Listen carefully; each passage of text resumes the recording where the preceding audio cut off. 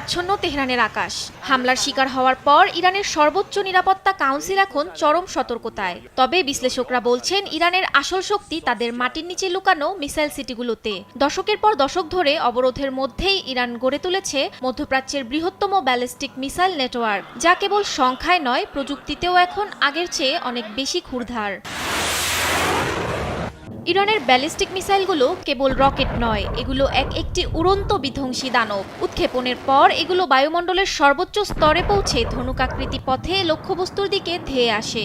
শব্দের চেয়ে 10 থেকে 15 গুণ বেশি গতিতে আকাশ থেকে আছড়ে পড়ায় এগুলোকে মাঝপথে থামানো প্রায় অসম্ভব। বিশেষ করে সেজিল বা খোররামশার মিসাইলগুলো 2000 কিলোমিটার দূরের লক্ষ্যবস্তুতেও আঘাত হানতে সময় নেয় মাত্র কয়েক মিনিট।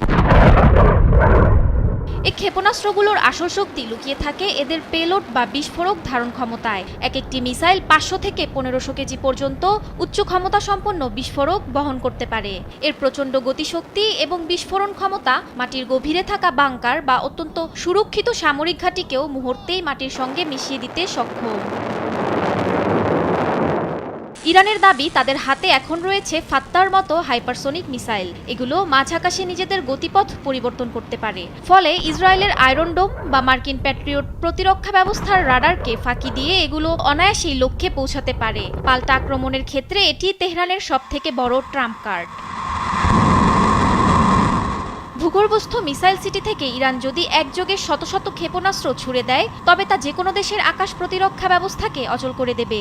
সামরিক বিশ্লেষকদের মতে, ইরান যদি তাদের হাতে থাকা এই আয়রন ফিস্ট ব্যবহার করে, তবে পুরো মধ্যপ্রাচ্যের যুদ্ধের সংজ্ঞাই বদলে যাবে।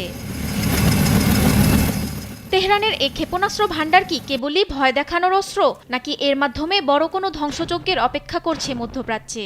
সেদিকেই তাকিয়ে পুরো বিশ্ব। মাহমুদা মুক্তি, নিউজ ডেস্ক, দেশ টিভি।